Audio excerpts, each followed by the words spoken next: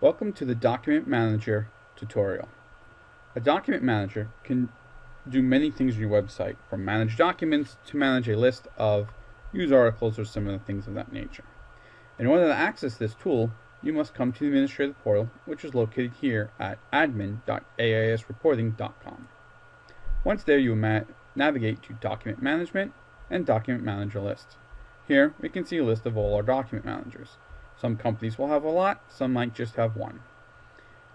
There are three types of document managers: public document managers, private, and user-based. In this tutorial, we will not cover user-based document managers. However, they are very similar to a private document manager.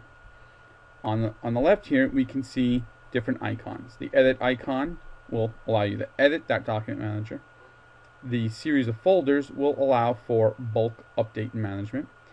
And for these pie charts, they come up for user-based or private-based document managers, which will allow you to view who has accessed what documents in your document managers. We will not be covering these particular screens, but we will go into the edit icon shortly. Something else to see, up at the top here, we can search for a document by either its name or its document ID. For example, if we knew the document ID was this number, we could hit Run Search, and it will take us right to that document.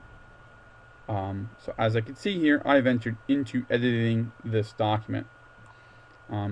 This little tab here will collapse or expand the edit area. And down here are my existing documents, so I can see my different existing documents down here. So up here, let's say I want to update the name. I could say here is my sample instead of BP sample. I can change the status from active to inactive. Inactive documents will actually stay here in the administrative portal, but will not be active on the website. And the same thing can happen here as archived or not archived. Things that are archived, again, will not display on the website. Here is the ability to add documents. You can do one of two things. You can simply click here. It'll bring up the traditional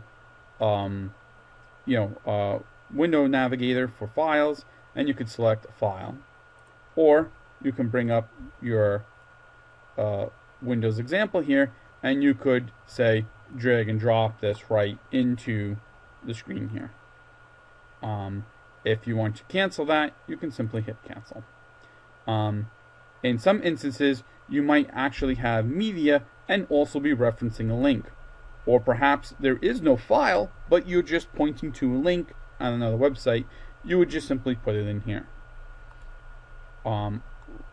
There's also some clients have this rubber stamp option, which you would simply select who gets which rubber stamp you want for that document.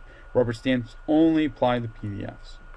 Now, something else important to note is that while this particular document manager is configured with just name, status, and archive status, other document managers might have many more fields, or just a few fields, or they might have drop downs or checkboxes or similar things of that nature.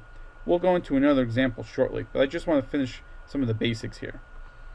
You can see here we have edit, which means I'm editing a document. Reset the form will actually bring back the exact settings that I had before I start to play with any text. And if I hit clear form, it will clear the form, and I actually move into add mode. So now I can add a new document here instead of editing it. And you'll also see the button here went from edit to add. Down here are my existing documents, and if I wanted to edit one, I would simply click the pencil icon, and I'm jumping back into edit mode for this particular document, and all the same stuff applies. If you want to delete something, again, you would just simply hit the delete key, and it'll confirm whether you want to delete this or not. The last thing is the star, which is actually really nice. If I click a star, it will say, hey, we'll add this to your favorites, and this could be very useful if you have, like, say, a monthly document that you update every month. I could say my monthly document, and I can hit save. And that puts me into my favorites.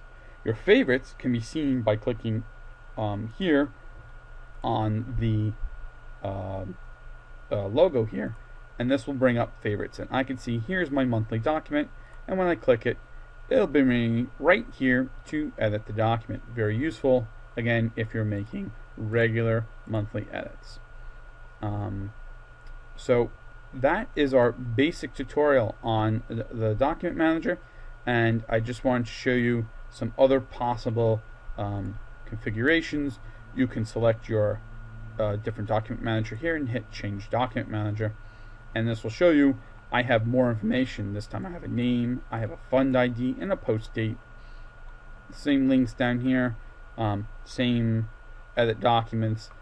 Fundamentally, you're doing the same thing, but you have different fields. Again, this can be used for news pages or lists of documents like presentations or monthly fund performance or things of that nature. If you have any questions or need any help with this at any time, you can email webteam@obistechnologies.com. The help desk is open Monday through Friday from 9 a.m. to 5 p.m. I hope you've enjoyed this tutorial.